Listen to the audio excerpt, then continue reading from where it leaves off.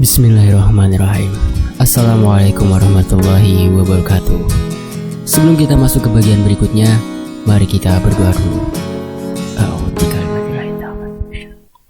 Bismillahirrahmanirrahim. Allahumma sholli ala sayyidina Muhammad sallallahu alaihi wasallam.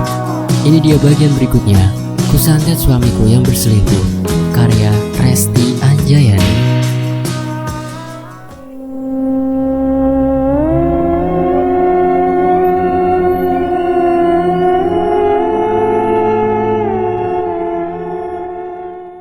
Sudah hampir 2 bulan lebih lamanya, Novi mengalami sakit yang aneh. Berbagai cara telah dilakukan, dari pengobatan medis maupun non-medis, namun hasilnya nihil.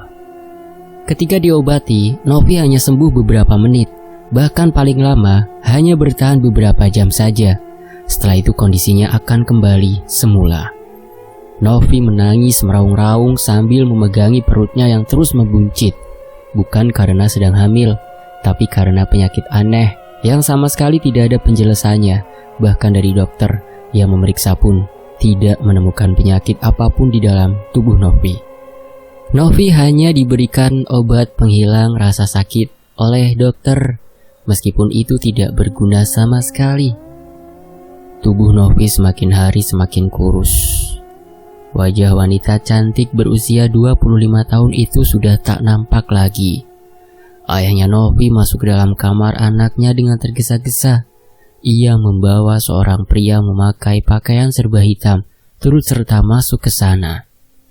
Pria berpakaian serba hitam itu membawa pembakaran berisi kemenyan, yang mana asap dan aromanya seketika menguar ke seluruh kamar. "Santet," ujar pria berpakaian serba hitam itu. "Iya Ki, anak saya memang terkena santet, tapi sampai sekarang kami tidak tahu siapa orang yang telah mengirimkan ilmu hitam itu," ucap ayahnya Novi pilu. "Santet 100 dino," ujar pria itu. "Santet 100 dino? Apa itu Ki?" tanya ayahnya Novi tidak mengerti. "Santet 100 dino adalah santet yang menyiksa korbannya sampai mati di hari yang ke-100, katanya menjelaskan. Ayahnya Novi mengangguk-anggukkan kepalanya. Namun beberapa detik kemudian dia tersadar jika Novi sudah terkena penyakit ini lebih dari 2 bulan lamanya. "Terus bagaimana caranya agar anak saya bisa sembuh Ki?" tanya ayahnya Novi. Pria bernama Ki Agung itu meletakkan tangan kirinya di atas perut buncit Novi, lalu menggeleng-gelengkan kepalanya. "Tidak bisa, santet ini akan terus menempel sampai targetnya mati." Ki Ageng duduk di sebelah Novi. Ayahnya Novi seketika berlutut di hadapan Ki Ageng. Pria paruh baya itu menangis sambil memohon pada dukun yang terkenal sakti di desanya. "Astagfirullahaladzim. Saya mohon Ki, sembuhkan anak saya. Apapun syaratnya, akan saya usahakan. Tolong Ki, tolong," ucap ayahnya Novi. "Saya tidak berani Pak.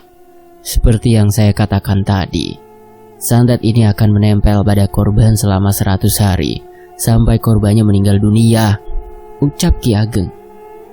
"Apa tidak ada cara buat kesembuhannya?" tanya ayahnya Novi memelas. "Ada, tapi..." Ki Ageng tidak meneruskan perkataannya. "Tapi apa Ki? Tolong anak saya Ki," ucap ayahnya Novi yang terus memohon. "Pak Anton harus mencari gadis seusia anak Bapak, dengan hari kelahiran yang sama persis dengan hari kelahirannya." Ki Ageng menunjuk tubuh Novi yang terbaring kaku. "Untuk apa Ki?" tanya ayahnya Novi. "Santet ini tidak bisa dihilangkan, tapi bisa dialihkan," ucap Ki Ageng. "Maksud Ki Ageng, Aki akan mengalihkan santet yang ada pada tubuh anak saya ke tubuh gadis itu kelak?" tanya ayahnya Novi penasaran. "Hanya itu satu-satunya cara agar anak Bapak selamat," ucap Ki Ageng. Ki Ageng menerawang jauh keluar jendela kamar Novi. "Baik Ki, baik. Saya akan segera mencari gadis itu." Ki Ageng bangkit dari tempat duduknya. dan bersiap keluar dari kamar Novi. Namun tak berapa lama dia berhenti tepat di ambang pintu. Untuk sejenak, Ki Ageng merapalkan mantra di depan pintu kamar sambil memutar perapian kecil berisi kemenyan itu. "Waktumu tinggal 15 hari lagi," ujar Ki Ageng mengingatkan. "Baik Ki." Ki Ageng akhirnya pergi keluar dari rumah. Ia melangkahkan kakinya perlahan, melewati gerbang rumah yang terlihat beraura negatif sekarang. Sejenak langkahnya terhenti tepat di tengah gerbang. Ia menoleh ke arah lantai 2 rumah tempat di mana Novi terbaring lemah, tak berdaya. Seolah senyum tipis mengembang di bibirnya, lalu ia kembali berjalan keluar tanpa menengok sama sekali. Sementara itu, ibunya Novi tengah menyiapkan air hangat untuk memandikan Novi. Novi adalah anak sematawayang, jadi wajar saja kedua orang tuanya sangat menyayanginya. "Sakit," rintih Novi sambil memegangi perutnya.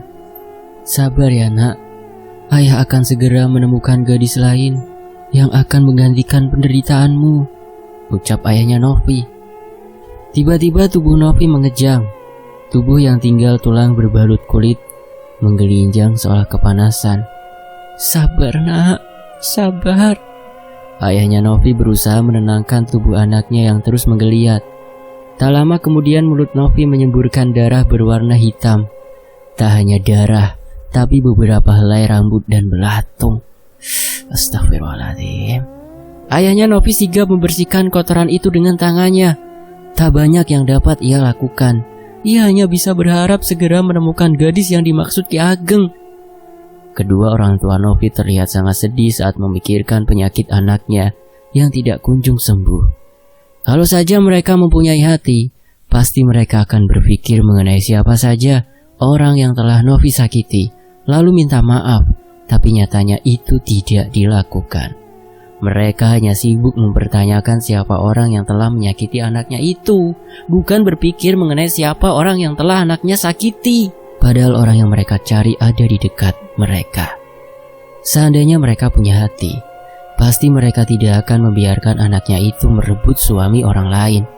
Seandainya juga mereka punya hati, pasti mereka juga akan sadar dan meminta maaf padaku atas perlakuan Novi yang telah menghancurkan rumah tanggaku, terlepas aku atau bukan yang telah mengirimkan santet itu. Di sisi lain, aku tengah bersolek di depan cermin rias besar dengan perasaan berbunga-bunga. Kupilih ginju favoritku untuk memerahkan bibir dan kuas besar untuk meratakan bedak. Aku tak mau menyia-nyiakan momen ini, sebab satu persatu orang yang telah menyakitiku kini hanya tinggal menunggu waktu untuk mendapatkan balasannya. Ketika aku sedang mengoleskan lipstik, terdengar suara pintu diketuk. Aku tersenyum menatap cermin. Aku memastikan rambut dan wajahku dalam keadaan sempurna. Ketika aku membuka pintu, terlihatlah laki-laki bertubuh tinggi dan berkulit putih itu tengah berdiri di depan pintu. "Mas Yogi, kamu mau ngapain mas?" tanyaku. Mas Yogi menarik tanganku masuk ke dalam kamar, lalu menutup pintu. "Kamu cantik sekali malam ini, Cid," ucapnya sambil memandangi wajahku. Tak ada rasa senang atau bahagia saat mendengar gombalannya itu. Bahkan rasanya, aku sangat muak. Dia datang menemuiku di kamar setelah Novi terbaring lemah. Aku hanya jadi pelampiasannya saja. "Keluar mas, aku mau tidur," kataku dengan menunjukkan wajah tidak suka. "Aku ini masih suamimu, Cid. Aku berhak untuk menemuimu kapanpun aku mau," kata Mas Yogi. Cih, bisa-bisanya dia berkata seperti itu setelah apa yang dia perbuat padaku. Mungkin saat ini statusku masih sebagai istrinya, tapi itu hanya untuk melihat dia menderita, bukan karena cinta. "Iya mas, memang statusku masih sebagai istrimu mas. Tapi semenjak kamu menikahi Novi, kamu hanya memperlakukanku layaknya pembantu di rumah ini, bukan sebagai seorang istri," ucapku. "Lalu untuk apa kamu berdandan malam-malam begini? Kalau bukan untukku berarti untuk orang lain?" tanya Yogi menyelidik. "Hei, ingat ya mas, aku bukan manusia seperti kamu. Aku masih punya harga diri. Aku tidak akan melakukan hal menjijikkan sepertimu. Berselingkuh, bahkan berzina, saat sudah mempunyai pasangan yang sah. Emosiku sangat meluap. Katanya kamu sudah memaafkan dan menerimaku menikah lagi. Tapi kenapa kamu selalu membahas hal itu? Tanya Mas Yogi tanpa berpikir. Memaafkan bukan berarti melupakannya, Mas. Aku hanya berpura-pura menerima dan memaafkan pelakuannya hanya untuk balas dendam. Sebaiknya kamu keluar sekarang, Mas. Urus saja istrimu yang penyakitan itu. Ucapku lalu mendorongnya keluar dan mengunci pintu. Citra, buka dulu pintunya. Panggilnya sambil menggedor-gedor pintu. Saat istri mudanya itu terbaring tak berdaya, dengan mudahnya dia mencoba merayuku. Padahal selama ini dia bersikap acuh tak acuh padaku, bahkan pada anaknya. Dasar laki-laki egois, mau enaknya saja. Kemana saja dia selama ini? Saat aku letih mengurus anaknya, dia malah pergi bersenang-senang dengan wanita itu. Aku sudah mati rasa padanya. Tidak sudi jika aku harus melayaninya lagi. Sementara itu, hari ini ayahnya Novi kembali datang, membawa seorang wanita yang cukup cantik namun terlihat lugu. Pak Anton, yaitu ayahnya Novi, membawa wanita itu dengan wajah yang bahagia dan berbinar karena dia telah menemukan apa yang selama ini dia cari. Ini kamu benar kan lahir di hari Selasa Kliwon? Tanya ayahnya memastikan. Wanita yang dibawa oleh ayahnya Novi terlihat bingung saat mendengar pertanyaan itu. Saya memang lahir hari Selasa, Pak. Tapi saya tidak tahu apakah saya lahir hari Selasa Kliwon atau Selasa apa. Saya kurang paham, Pak. Ucap wanita polos itu. Wanita cantik itu ternyata bernama Rahma.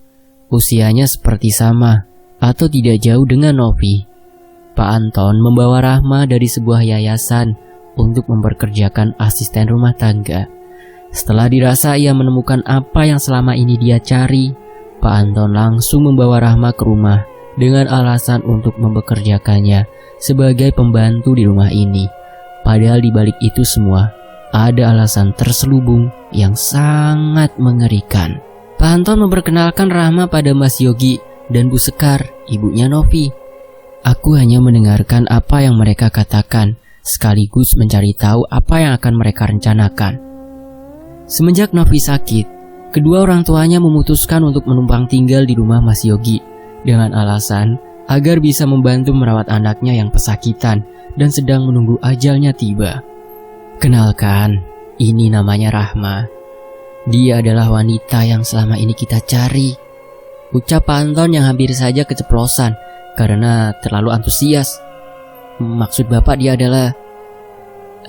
adalah orang yang akan membantu kita mengurus pekerjaan rumah ini. Ucap Pak Anton tergagap.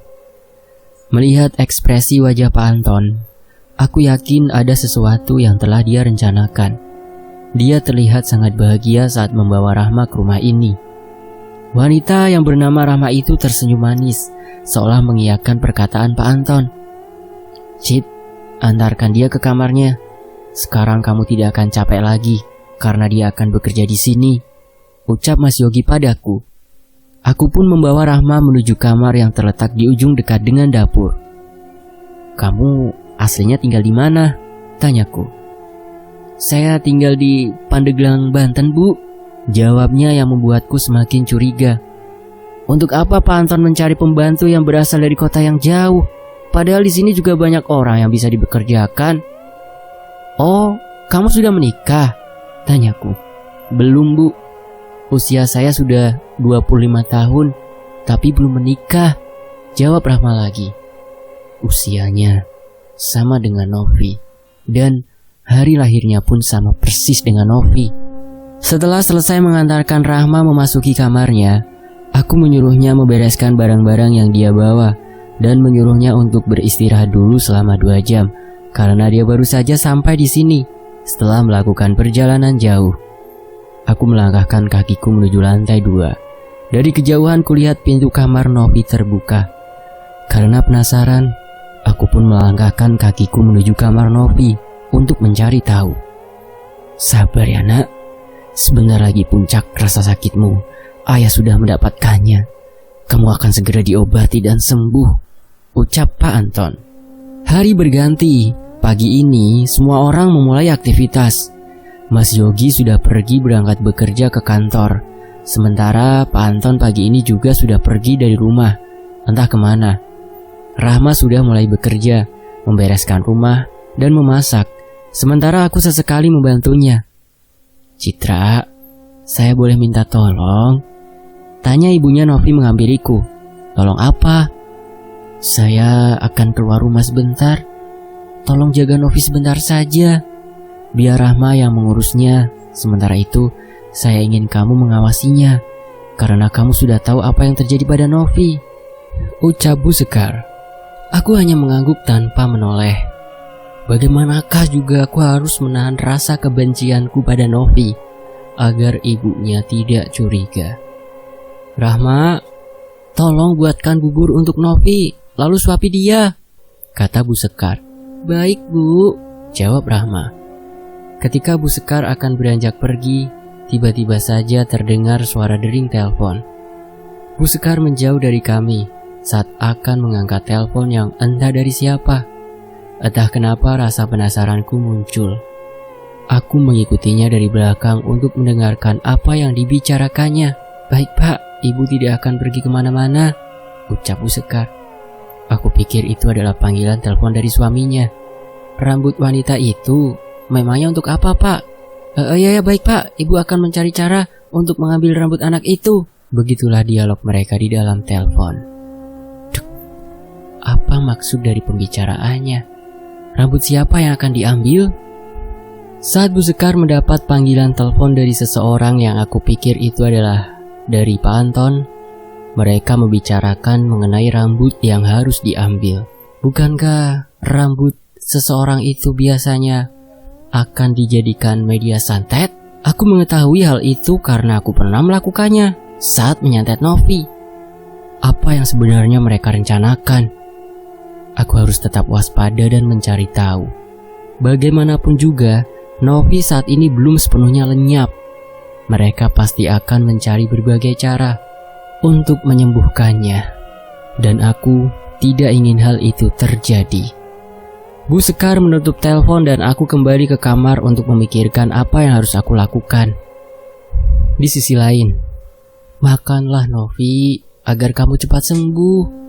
Ibu tidak tega melihat badanmu itu. Sudah kurus tinggal tulang, tegur Bu Sekar. Bagaimana keadaan Novi hari ini Bu? Tanya Mas Yogi yang baru pulang bekerja. Masih seperti biasa. Ibu tidak habis pikir siapa sebenarnya orang yang sangat tega telah mengirimkan guna-guna ini pada Novi. Tanya Bu Sekar merasa putus asa. Sampai detik ini pun tidak ada orang yang bisa mengungkap siapa orang yang ada di balik semua ini, Bu. Semua dukun yang pernah mengobati Novi selalu mengatakan bahwa orang yang mengirim guna-guna itu selalu saja terus mengirimkan ilmu santetnya sampai sekarang, jawab Mas Yogi. Bu Sekar terdiam. Dia meratapi nasib anaknya yang begitu malang. Mas Yogi mengambil sebuah amplop berisi uang, lalu memberikannya pada Bu Sekar. Ini ada sedikit uang untuk biaya berobat Novi, Bu. Sudah berapa banyak uang yang keluar untuk mengobati Novi, tapi anakku belum pernah benar-benar sembuh. Bukan soal uang yang ibu perhitungkan. Habis seluruh harta benda pun ibu tidak peduli. Ibu hanya ingin melihat Novi sembuh dan tidak pernah merasakan kesakitan lagi, ucap Bu Sekar pilu. Mata seduh Bu Sekar mulai berkabut. Perlahan ia mengusap matanya dengan punggung tangannya yang sudah mulai mengeriput. Mas Yogi pun sudah tidak bisa berkata apa-apa lagi. Bahkan untuk sekedar menghibur Bu Sekar yang sedang berduka. Ayahnya Novi sekarang sedang pergi menjemput Ki Ageng untuk mengabarkan bahwa dia telah menemukan wanita yang akan menjadi pengganti Novi dan membebaskan Novi dari penderitaannya, kata Bu Sekar. Baguslah Bu, aku harap Novi segera sembuh, ucap Mas Yogi yang merasa ada secerca harapan. Tapi ada syarat yang harus dipenuhi. Kamu harus mencari cara untuk mengambil beberapa helai rambut Rahma, kata Bu Sekar. Rambut? Untuk apa, Bu? Tanya Mas Yogi. Itu perintah dari Ki Ageng. Kita harus segera mendapatkan rambut itu sebelum Ki Ageng datang untuk memulai ritual penggantian penebus ilmu hitam itu. Waktu kita tidak banyak. Ibu mohon agar kamu bisa mendapatkan rambut itu demi Novi, kata Bu Sekar. Sudah 2 hari Pak Anton belum juga pulang dari rumah Ki Ageng. Bahkan tanda-tanda kepulangannya pun belum terlihat. Mas Yogi hanya berdiri di ambang pintu. Setiap menjelang pagi dan petang, dia terjaga sepanjang malam dan hanya tidur beberapa jam saja. Tidak ada seorang pun yang berani bertanya, kenapa tidak melakukan apapun. Bu Sekar tetap melihat Mas Yogi mondar-mandir di kamar Novi. Saat membuka jendela kamarnya Novi, Bu Sekar melihat dan memperhatikan seekor burung gagak hitam yang menatap tajam dari atas pohon jambu, seolah sedang menunggu mangsanya. Sebaiknya kamu pergi susul ayahnya Novi ke rumah Ki Ageng. Sudah 2 hari dia tidak pulang, bahkan tanpa kabar, perintah Bu Sekar sambil menutup jendela kamar rapat-rapat. Ada apa lagi, Bu? Ada yang datang mengganggu lagi kah? Tanya Mas Yogi.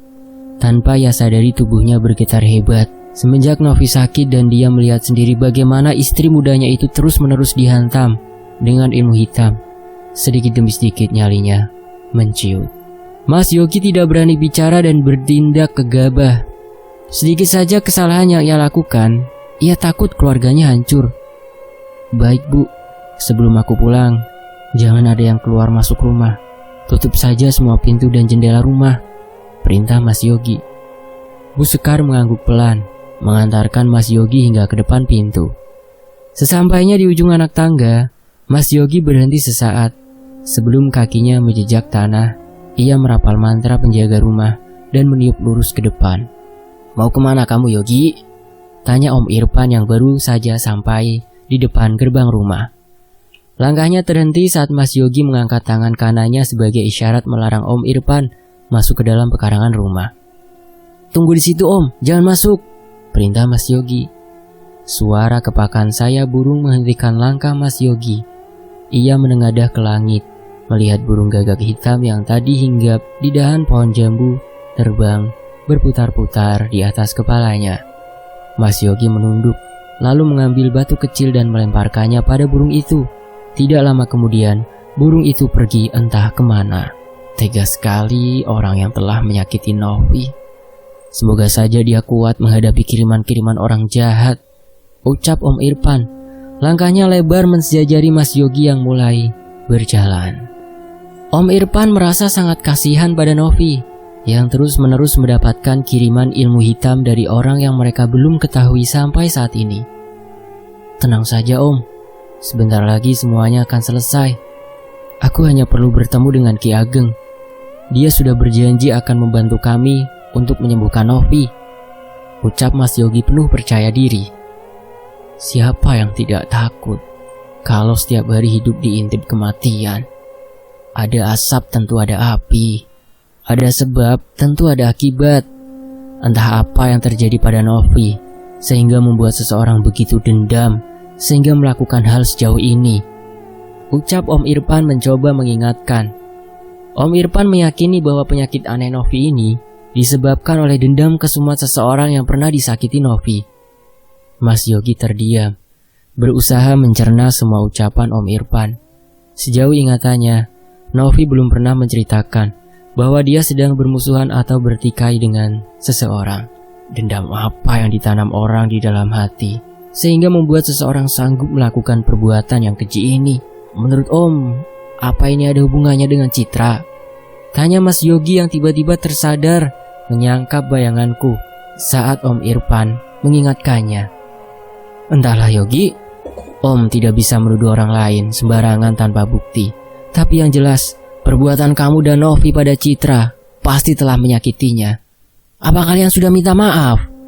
Tanya Om Irfan. Belum, Om. Saat ini aku sangat pusing memikirkan keadaan Novi yang semakin memburuk. Sekarang aku akan pergi menyusul ayah mertuaku ke rumah Ki Ageng, ucap Mas Yogi. Ya sudah kalau begitu, hati-hati di jalan. Iya, Om, Aku mohon tolong jaga Novi dan semua orang yang ada di rumah saat aku pergi ya Om. Aku berjanji tidak akan lama, kata Mas Yogi.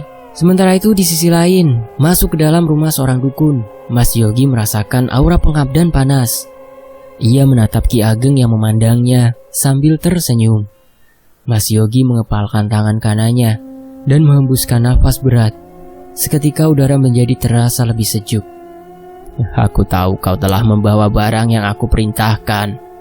Ki Ageng mempersilahkan duduk Mas Yogi, lalu menuangkan air di dalam gelas kecil dan mengisi keduanya.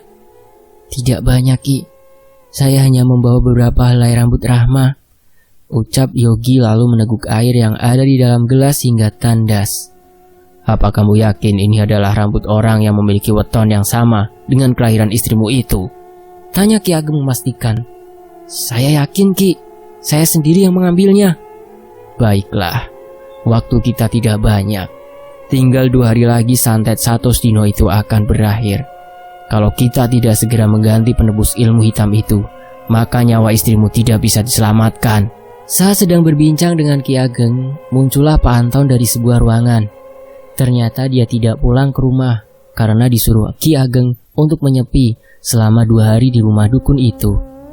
Hari itu juga, mereka pun akhirnya ke rumah untuk menemui Novi dan berusaha menyembuhkannya. Singkat cerita, suara drum mobil terdengar berhenti di depan rumah. Pesan Mas Yogi pada Bu Sekar untuk memintanya berhati-hati, membuatnya mau tidak mau mengintip di celah jendela sebelum membuka pintu. Saat melihat yang datang ternyata Mas Yogi, Ki Ageng dan suaminya, barulah hatinya merasa lega. Masuklah, ucap Bu Sekar sambil membuka lebar-lebar pintu rumahnya untuk mereka. Rahma, tolong buatkan kopi untuk 3 orang, ucap Bu Sekar. Baik Bu, sahut Rahma. Rahma pun pergi menuju arah dapur. Mata Ki Ageng tak lepas menatapnya, seolah sedang memperhatikan sesuatu. Malam ini aku akan menginap di rumah kalian, ucap Ki Ageng tiba-tiba. Baik Ki, nanti saya suruh Rahma merapikan tempat untuk Ki Ageng tidur, sahut Bu Sekar. Wajah Ki Ageng dipenuhi keringat. Dia sadar bahwa tidak akan lama lagi akan terjadi keributan yang tidak bisa dilihat dengan mata telanjang. Rahma datang dari arah dapur, mengantarkan teko kecil berisi kopi dan 3 gelas kosong, serta sepiring pisang goreng buatannya. Tidak usah, aku dan kalian pasti tidak akan tidur pulas malam ini, tolak Ki Ageng. Diam-diam Rahma melirik Ki Ageng, seorang laki-laki parubaya yang menurutnya terlihat aneh. Sementara itu hujan deras yang turun sejak petang membuat udara malam terasa sangat dingin menusuk tulang. Namun Rahma yang sedang tidur di atas dipan merasa sangat gelisah. Tubuhnya terasa sangat gerah sehingga basah oleh keringat. Berulang kali Rahma mengubah posisi tidurnya, tapi tetap saja terasa panas. Bahkan kini bagian dadanya terasa nyeri. Dia duduk di tepi ranjangnya, lalu memukul pelan dadanya yang terasa sedikit sakit. Nafas wanita itu mulai bergemuruh. Dadanya turun naik, menahan nafas yang mulai terasa sesak. Perlahan ia bangun dari tempat duduknya. Langkahnya sempoyongan menuju kamar kecil yang terletak di bagian belakang. Sementara itu, di sisi lain, Ki Ageng sudah memulai ritual pengganti penebusan ilmu hitam. Novi yang terkena santet 100 dino akan digantikan oleh Rahma agar Novi bisa sembuh dan Rahma yang menderita sampai mati pada waktu yang telah ditentukan.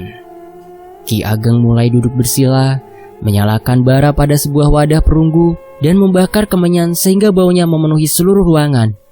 2 boneka kayu berbeda ukuran dengan berbalut kain tergeletak di samping wadah perunggu. Ki Ageng meraih sebuah kantong plastik berwarna hitam, lalu mengeluarkan gumpalan rambut serta beberapa potong kuku. Dia mulai merapal mantra, disertai memasukkan sedikit demi sedikit helaian rambut dan kuku ke dalam kemenyan yang terbakar. Bibir Ki Ageng mengukir senyum puas saat melihat boneka paling kecil bergetar kuat, diikuti boneka yang satunya lagi yang secara aneh bergerak sendiri. Akankah ritual ini berhasil? Cari tahu di bagian berikutnya ya. Saya pamit ya, dan makasih banyak buat teman-teman yang udah mau menyimak kisah ini di sini. Sampai jumpa di bagian berikutnya. Wassalamualaikum warahmatullahi wabarakatuh.